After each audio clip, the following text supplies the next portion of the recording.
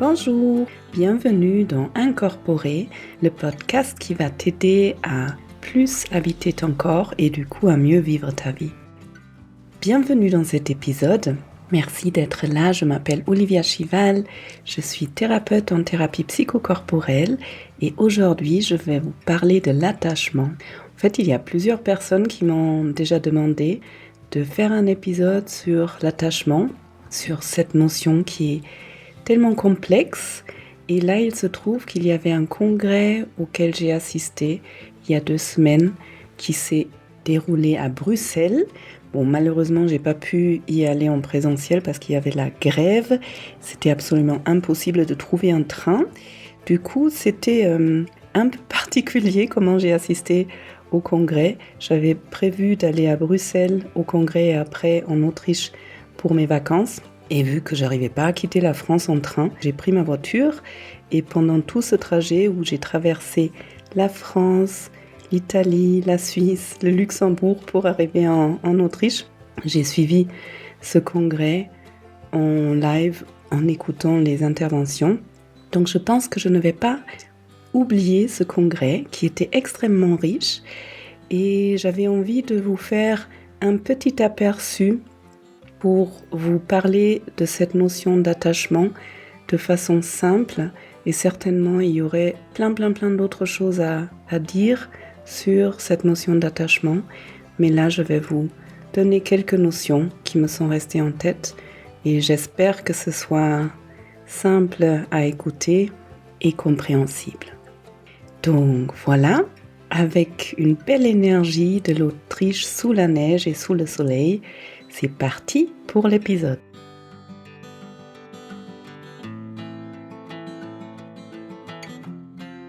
Je vais commencer par une sorte de définition de l'attachement en psychologie. L'attachement, qu'est-ce que c'est ?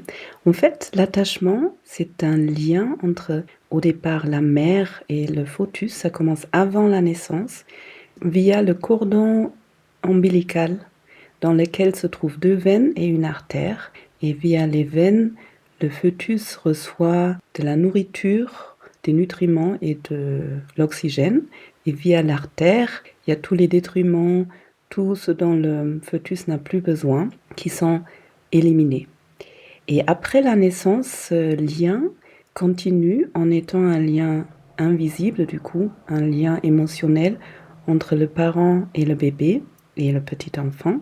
Et ce lien va avoir la même fonction, c'est-à-dire via l'attachement, via ce lien émotionnel, l'enfant reçoit tout dont il a besoin, l'amour, du confort, de l'acceptation, de la validation, de la sécurité, une régulation émotionnelle, enfin, toutes les formes de nourriture dont ce petit être a besoin. Et en même temps, ce lien émotionnel est aussi là pour protéger l'enfant de tout ce qui est mauvais, de toutes les agressions, de toute la violence, de tout ce qui pourrait nuire à ce bébé ou ce petit enfant. Donc en tant que parent, il est important à veiller à ce qu'il y ait un vrai lien avec l'enfant qui remplit ces 2 fonctions, nourrir et protéger ou enlever tout ce qui est mauvais.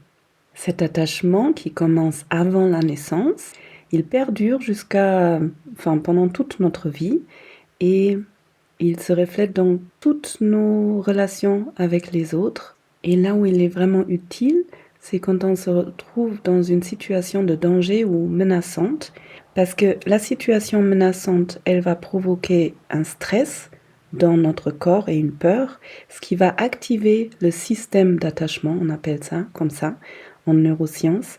Et ce système d'attachement, quand il est activé, on va aller chercher la proximité avec des personnes avec lesquelles on se sent en sécurité, avec des personnes avec lesquelles on est attaché, ce qui va nous amener de la régulation émotionnelle. Quand je vais appeler avec un téléphone ou aller voir une personne avec laquelle je me sens vraiment en sécurité, ça va m'aider à réguler mes émotions et à calmer mon système nerveux.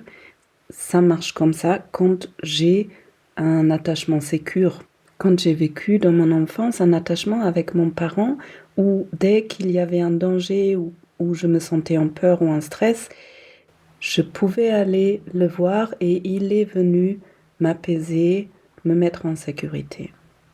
Ensuite, qu'est-ce que c'est qu'un attachement traumatisé? C'était ça le grand sujet du congrès. Un attachement traumatisé est le résultat d'un abus dans la petite enfance, en sachant que dans l'abus, il y a 9% d'abus sexuels, 16% de violence physique et 75% de négligence. La négligence, c'est une sorte d'abus qui est très silencieuse, qu'on ne voit pas, mais où le parent, injustement, pas réussi à apporter à l'enfant tous ces nutriments matériels et émotionnels dont l'enfant a besoin et où n'a pas pu protéger l'enfant des influences mauvaises ou n'a pas pu enlever ce qui est toxique pour l'enfant pour que l'enfant se sente vraiment en sécurité. Au niveau neuronal, ça veut dire que toutes les informations que le cerveau de l'enfant reçoit, autant au niveau, via les sens en fait, autant au niveau extérieur, donc tout ce qui se passe dans l'entourage de l'enfant, autant au niveau intérieur, via sa propre proprioception, les sensations à l'intérieur du corps. Toutes ces informations signalent à l'enfant qu'il est en danger, qu'il n'y a pas de sécurité, et donc ces informations vont rester bloquées dans une partie du cerveau qui est là pour assurer la survie. Ces informations restent bloquées à cet endroit, on peut dire cerveau reptilien, et ne vont pas pouvoir aller plus loin dans le cerveau qui est plus récent, qui est là pour tout ce qui est réflexion, analyse, etc. Et donc ça va amener à ce que cet enfant, et plus tard la personne adulte, va majoritairement agir sans réfléchir. Parce qu'il y a tout le temps cette même partie du cerveau qui reste activée, qui est là pour la survie. Quand je suis en mode survie, je n'ai pas besoin de réfléchir, j'ai besoin de réagir de façon très intuitive. Les résultats d'un attachement traumatisé sont par exemple des états dissociatifs, ça veut dire être déconnecté du corps, être déconnecté des sensations. Parce que quand je reçois tout le temps ces informations d'insécurité, de danger de l'extérieur et de l'intérieur de mon corps, ça peut être tellement désagréable qu'il est plus sécure de me déconnecter de mon corps. On pourrait dire aussi que c'est une fuite psychologique quand une fuite physique n'est pas possible.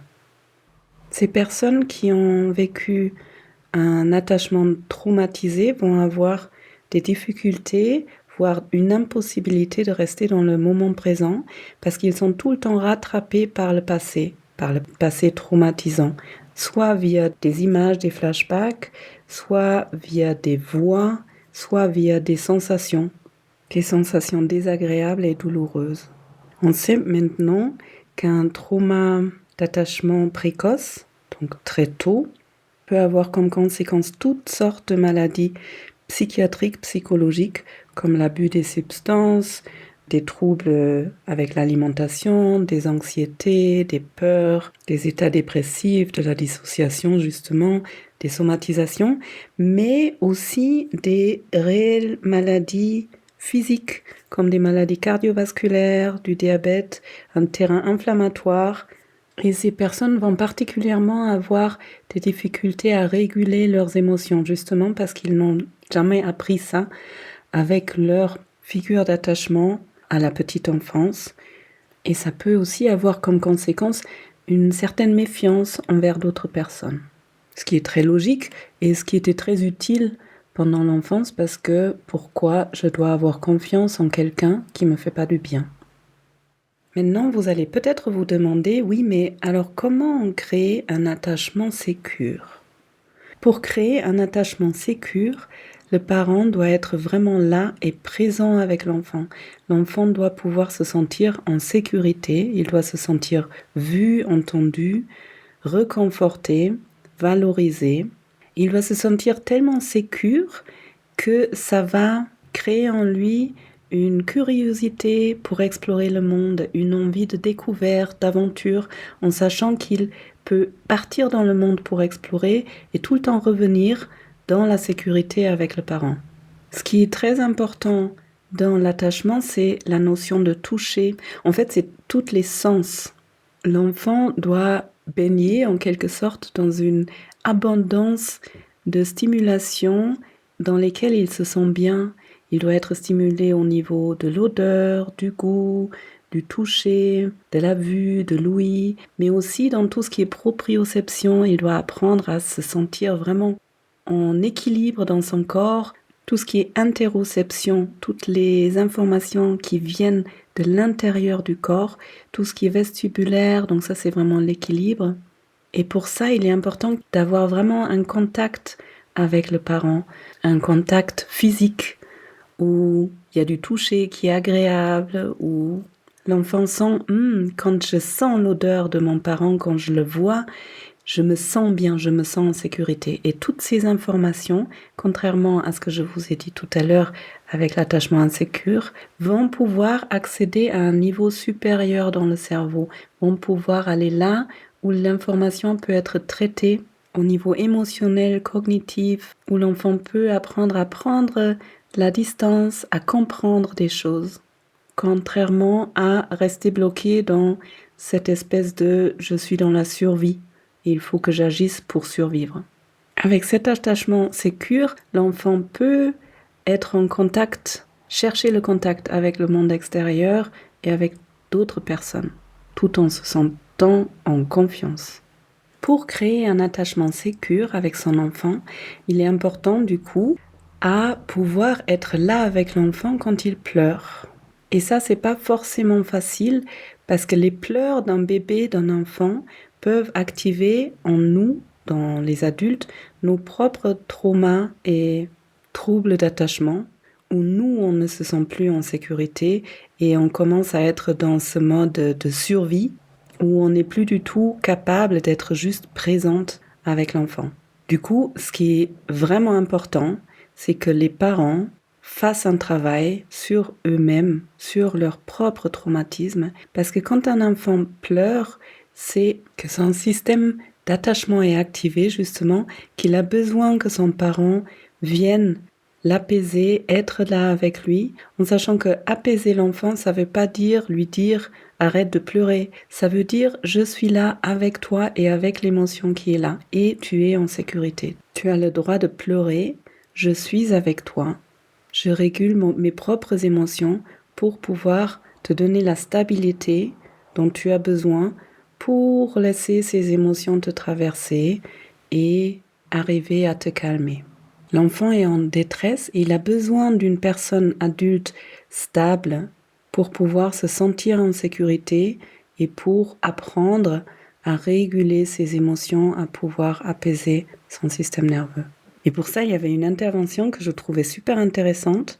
Déjà, ce que je trouvais super intéressant, c'est que j'ai appris que les études ont montré que les larmes, c'était pas égal les larmes. Quand je coupe un oignon et je pleure, la composition des larmes est une autre que quand je suis en détresse. Et du coup, quand c'est des larmes par peur ou par détresse ou par tristesse, le corps, il élimine des toxines via les larmes. Et c'est pour ça, apparemment, les femmes qui allaitent pleurent plus pour sortir toutes les toxines du corps et pour en donner moins à l'enfant.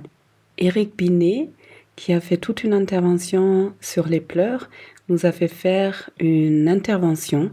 Il nous a montré une vidéo qui durait assez longtemps, au moins 1 minute, avec un bébé qui pleurait. Et il nous a demandé avant de vraiment ressentir dans notre corps ce qui se passe.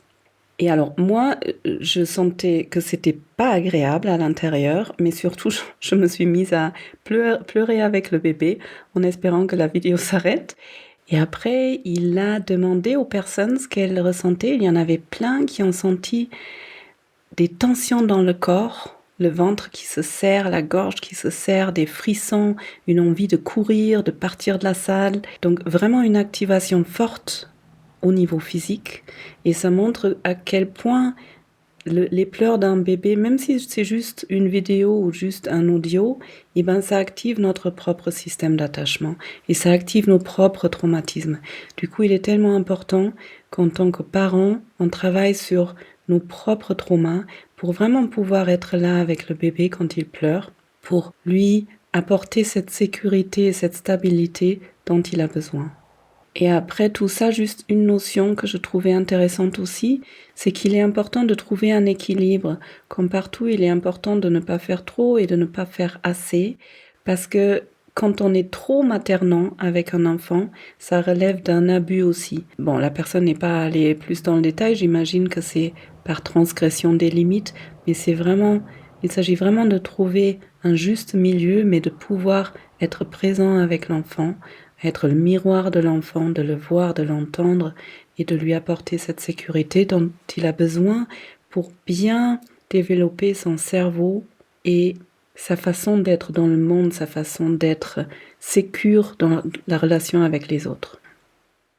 Et le quatrième point dont je voulais vous parler, c'est comment guérir quand on a vécu un trauma d'attachement.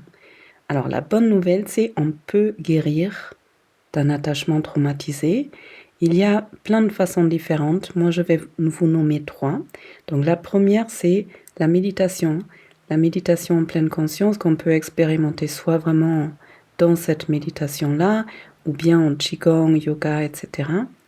Les études ont vraiment montré que ça nous guérit. On va apprendre justement à vivre dans le moment présent et ne plus uniquement dans le passé.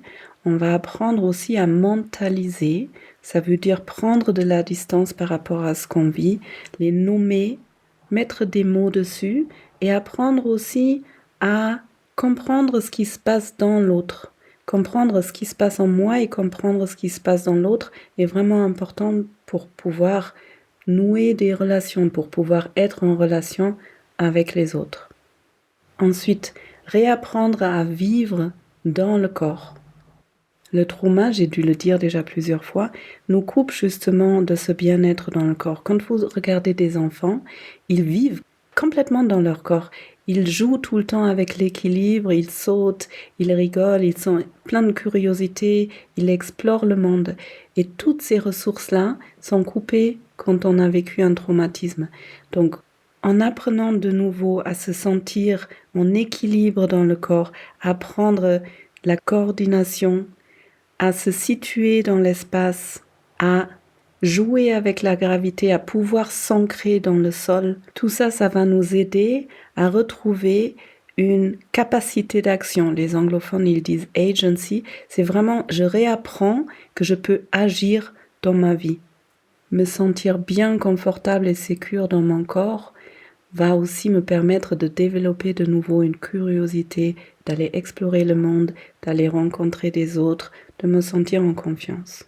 Et ensuite, la troisième possibilité, bien évidemment, c'est de vivre, d'expérimenter de nouveau une relation de sécurité, une relation de confiance, une relation où je peux créer de nouveau un attachement sécure. Et ça peut se faire soit en rencontrant quelqu'un qui a un attachement sécure, soit dans une thérapie avec un thérapeute.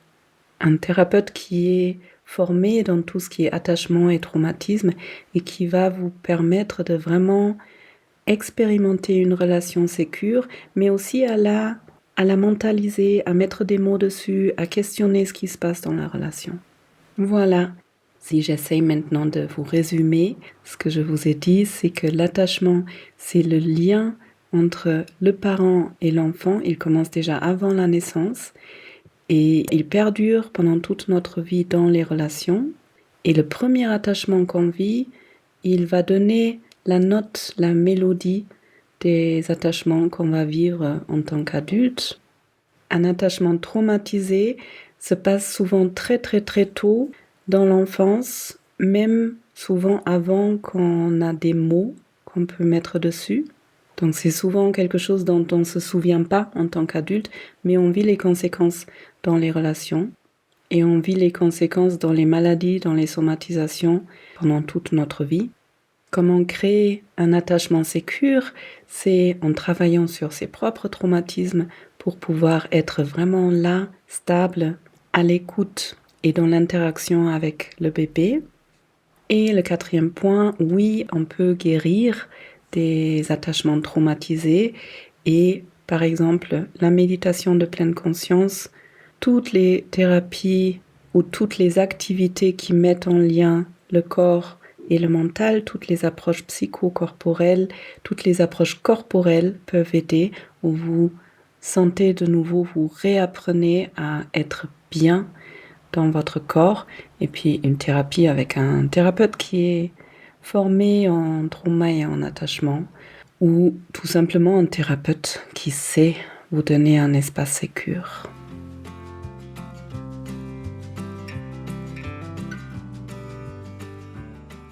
Voilà mon mini résumé des 2 jours de congrès, 2 jours et demi, 2 jours, 3 jours. J'espère que ça vous a parlé. Peut-être vous vous êtes reconnu dans certains de mes mots. Peut-être vous avez senti que vous avez un attachement vraiment sécure. Dans ce cas-là, je vous félicite. Peut-être vous avez senti que vous auriez envie de travailler sur certains thèmes pour retrouver une sécurité à l'intérieur de vous. Si cet épisode vous a plu, n'hésitez pas à le partager avec des personnes qui auraient peut-être besoin de l'entendre. Et vous pouvez toujours m'envoyer des commentaires, des questions. On peut échanger par exemple sur Instagram sous le post aujourd'hui si vous avez vos propres idées sur le sujet. Et si vous avez envie, je serais ravie aussi d'avoir vos commentaires sous le podcast. Si vous voulez, n'hésitez pas à me donner un avis 5 étoiles, ça permet à d'autres personnes de découvrir mon travail. Et maintenant, je vous souhaite une très belle journée ou une belle soirée et beaucoup de sécurité, de joie et de curiosité dans votre corps et dans vos pensées. À bientôt!